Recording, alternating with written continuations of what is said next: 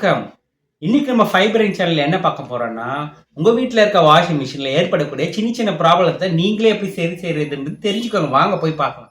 நெறைய பேர் பார்த்தீங்கன்னா, எனக்கு கால் பண்ணுவாங்க. வாஷிங் மிஷின்ல தண்ணி வெளியில போலன்னு சொல்லுவாங்க. அது ரொம்ப சிம்பிளான விஷயமா தான் இருக்கும். அதனால நீங்க முதல்ல நான் என்ன சொல்றதோ அத ஃபாலோ பண்ணிட்டு, செக் பண்ணிட்டு உங்களால முடியலன்னா நீங்க மெக்கானிக்க கூப்பிடலாம். வாங்க இப்ப போய் வீடியோக்குள்ள போவோம். இப்ப பாருங்க, இது நல்லா இருக்க மிஷினு.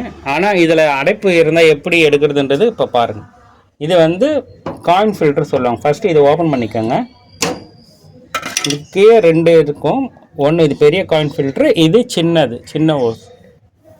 ஃபஸ்ட் வந்து இதை ஓப்பன் பண்ணிக்கோங்க. ஒரு தட்டில் பிளேட்டு வச்சுக்கோங்க. இது ஓப்பன் பண்ணுங்க. ரிவர்ஸில் பண்ணிங்கன்னா ஓப்பன் ஆகிடும். ஸ்லோவாக திறக்கணும்.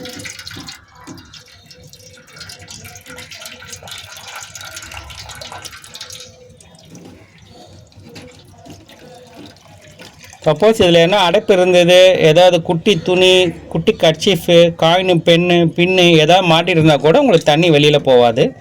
ஆனால் இதில் நல்லா இருக்கனால இது க்ளீனாக இருக்குது. இதில் என்ன துணி கிணி மாட்டிட்டு இருந்தால் எடுத்துட்டிங்கன்னா அதுக்கப்புறம் நீங்கள் யூஸ் பண்ணும்போது உங்களுக்கு தண்ணி நல்லா ஈஸியாக வெளியில் போயிடும்.